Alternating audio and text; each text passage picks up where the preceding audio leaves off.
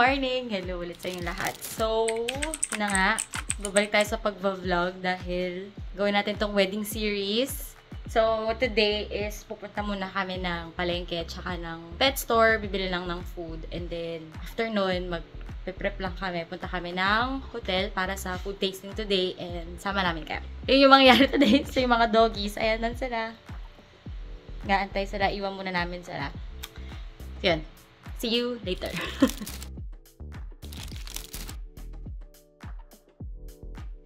Sama ka? Sama ka? Sama ka? Gabi! Huwag mo paasahin! Gabi! Ayan tali mo. Hindi ka pwede sa mama, be. So, mamamalengke muna tayo. Hindi mo na yung mga aso. Ayun ang weird, diba? Kagising lang namin sa tulog. Good morning guys, kakagising lang natin sa tulog. Ay, kakatulog lang natin galing sa gising. Kakatulog lang namin sa gising.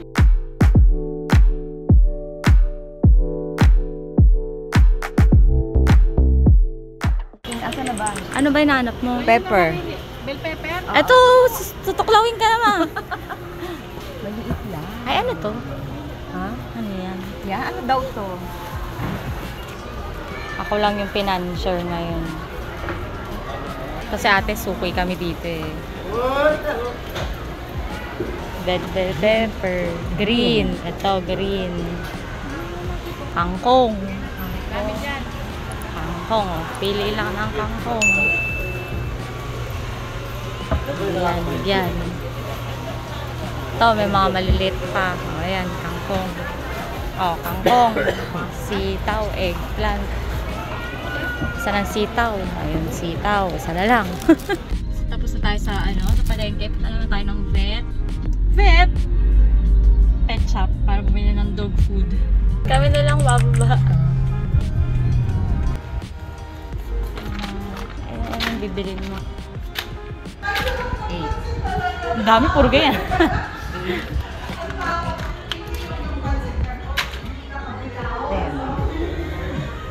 Hype, dito tayo laging bibili ng dog food. Yan, magandang vet dito. Okay, pagdadalang kayo, ito kayo sa Hype. Suki na yung mga bebe ko dito. Tama na yun, ha? Bilangan natin. Yan! Oo, yan, tama. Dahil nagmamakaawa lagi si Gabi, bibilan na natin.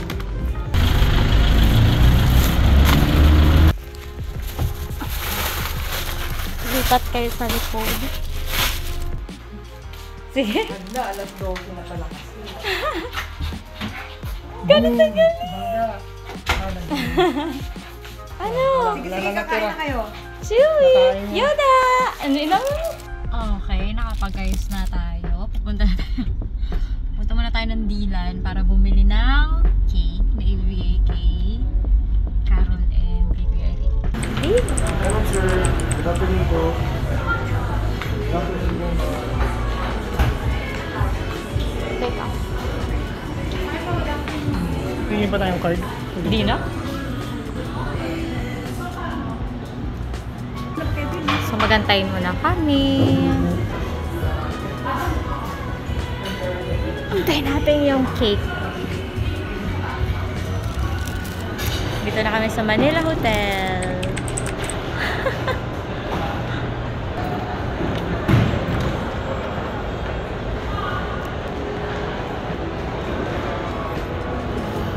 So, hanapin natin saan tayo. San si Tita Susan para makapag-food tasting. Tayo pupunta. Ito yung kinukuna na area eh.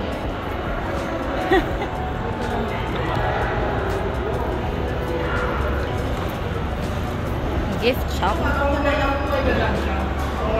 Ayan. Ito yung mag-food taste tayo. Ay. Lagay. Sa ano? Okay. Kumuna tayo. Food tasting. Ano bang food? Ang nakalagay dito? Ay, nakalagay dito pala. Ayan.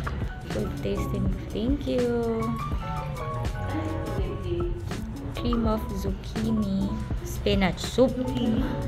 with smoked shrimp and red pepper foam appetizer. Poached mixed seafood. Smoked chicken breast. Salad is Russian salad. Sweet corn.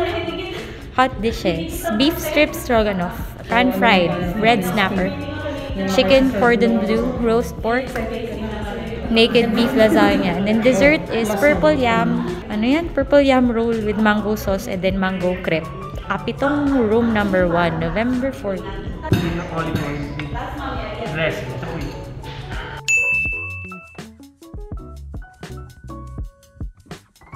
Then ito po yung ating smoked chicken breast. Ito po yung sauce. Pwede ba? Pwede ba? Oo naman. Pwede Pwede yan. Soft roll yan. Masarap yan. Favorite ko. Meron siyang sauce ng mango sauce. Okay. Maliit po ito yung ating Russian salad. Yes. Ito ganun Russian salad.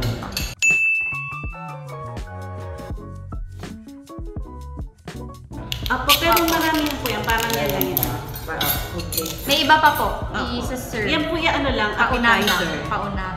Apo, appetizer lang po yan. Tinatawagan pala ako ni Shana. Soft roll. May kausap ako. Hindi pwede. Russian salad. Russian salad. Ito ano to? Sweet corn. Carrot with seafood. Yes. Ay, siya makausapin. Never. Kahit anong lakas mo. May Kahit anong lakas mo sa mayor. 10 days. Pinakabilis si Steve. Si Luz? Kamusta ka? Isang milyon na sila. Wala ka. Parang Isang milyon. Kamusta yung pagkain? medyo nag-aalala daw sila kasi yung supplier. Parang April na. Ano po yung tita? Available. Yung mangga? Bali meron po siyang shrimp. Baka po meron po kayong allergy sa shrimp. Big shrimp siya. Favorite Ah, wala naman po. Buti no lang, walang may allergy. Ayan, thank you. Makakakain ka na ng gulay. Ano to?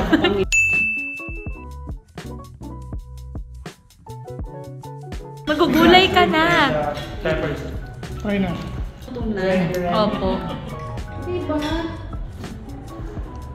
Ano, yung totoo. Magugulay ka na. Malinaw. Ay, teka muna. Lahat ng kaya tayo may ganito, sasabihin niyo yung ayaw niyo kung maalat, matigas, maano. Yun yung comment. Basta kung ano yung, kunyari, matigas siya, maalat, o kaya makati sa dila, something like Wala that. pa naman. Si mama. Kayo po, tita. Kamusta po? Masarap ng soup. Ah, favorite ko yan. Basta lahat ng, yung sa menu nyo, ano yan, STC events. Ako na yung ano na yan, Namili na ko na yan. Medyo maano na siya. Maasim po. Hindi, yung dito, ano ba yun dito? Ay, yung olive oil. Olive oil. Olive oil kasi po wala yan. pa. May lemon yata yun eh. Oo, may lemon. Kaya yun ang magasin. Pero yun nga yung nagpapasarap din eh. Ang galansa. Tanggalan tayo. Pwede mo isulat dito Hindi, pa. pamilya rin nila ako dyan. Ako eh. Hindi makaadap. Ako din di pa eh. Hindi rin pamilyar eh. Pero may nagustuhan ko yung turkey. Yung turkey.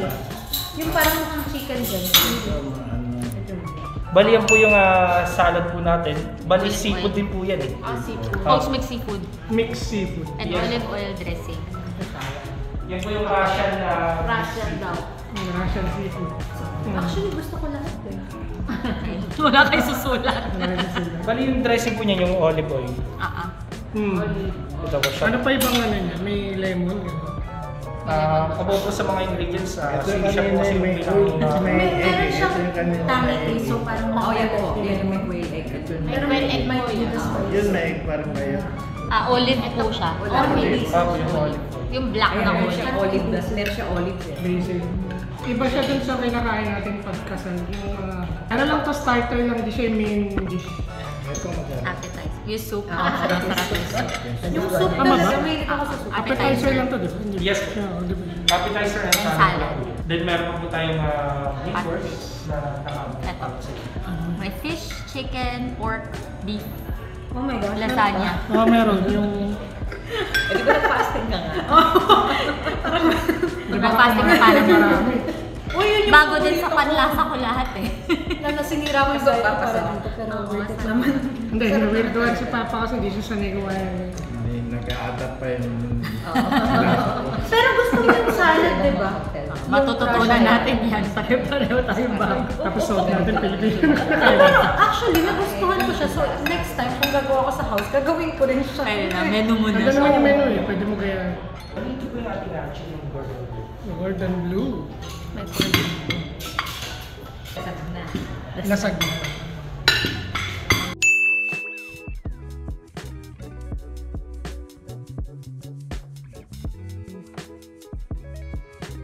Para gusto. Hindi, mapwesta. Stars. Ano? Red snapper. Hindi yan tuna. Red snapper. Basta isda. Lahat tuna. Basta isda. Basta isda. Yung beef. Okay. Kita mo ngayon. Meron po kami dito. Purple yam, mango crepe.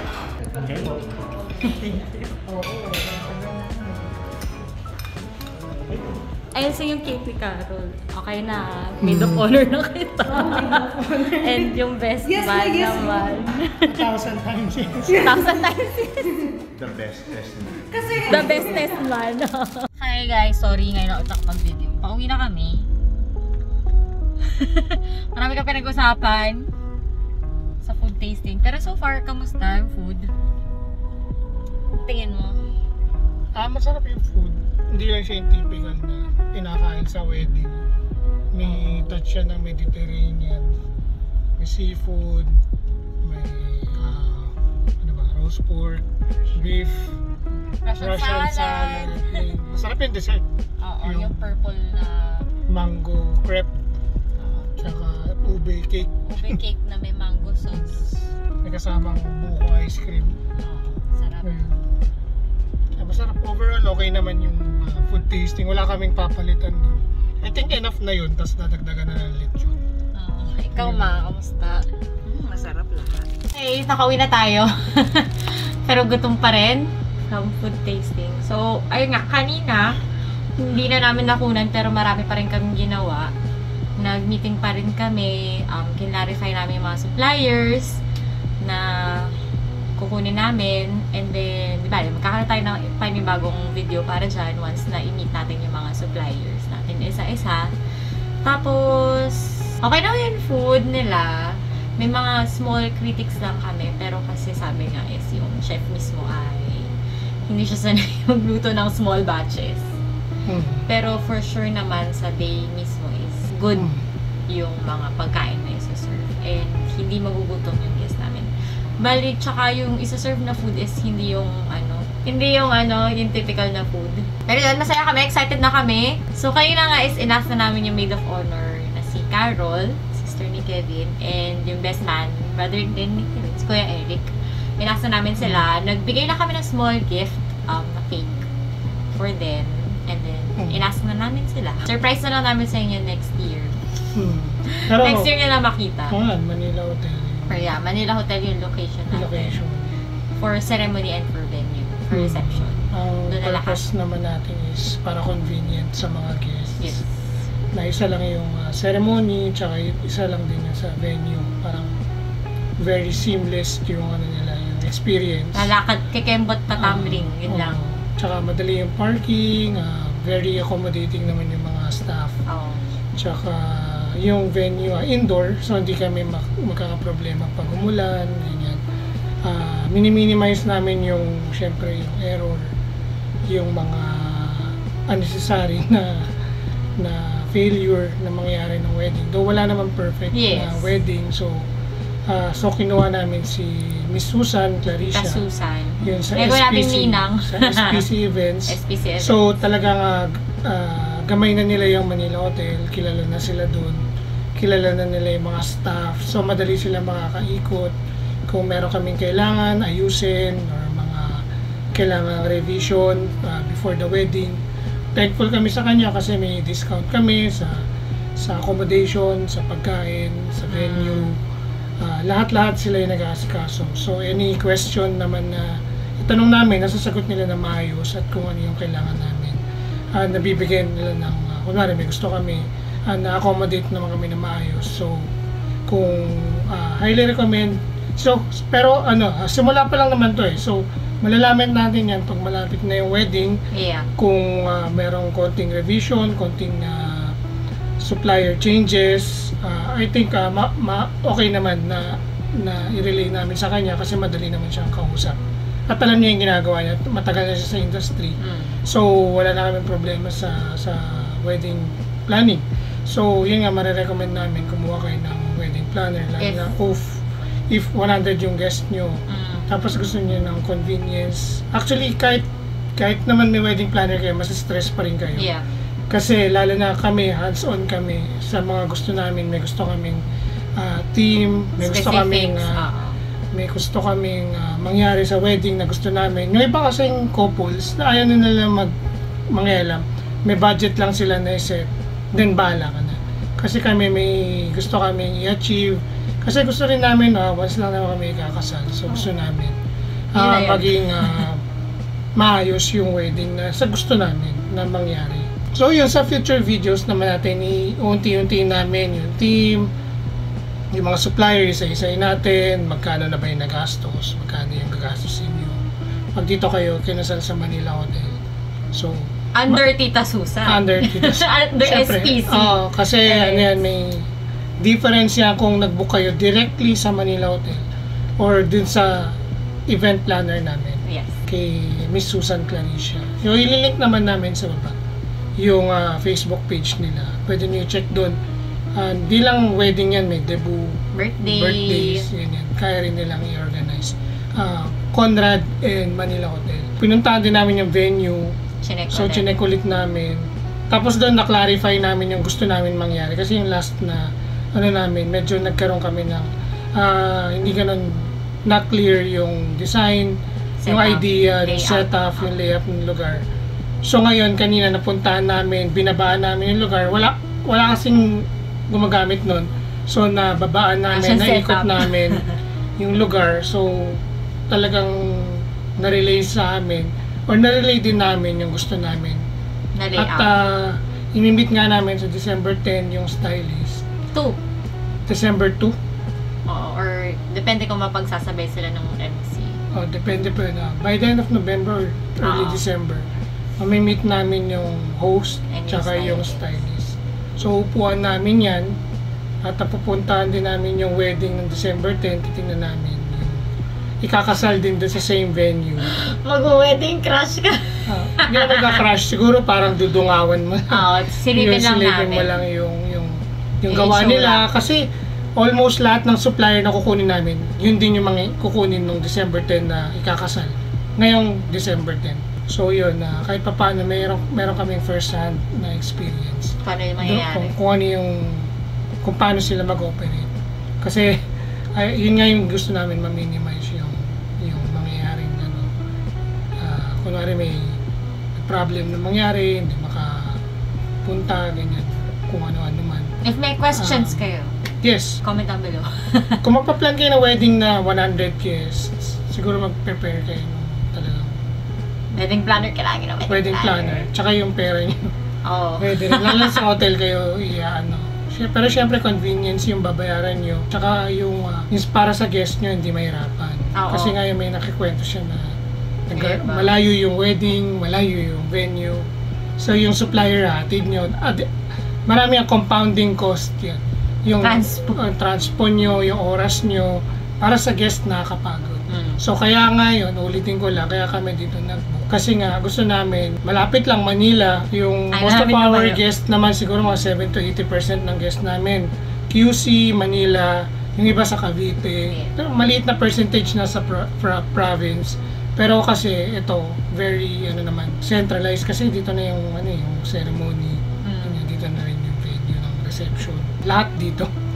So parang kayo-kayo lang din dun sa area. So may kita nyo yan dun sa mga next na videos, improvements dun sa plano. Ano pa yung mangyayari? Kung ano yung mga supplier na babaguhin, kung meron man.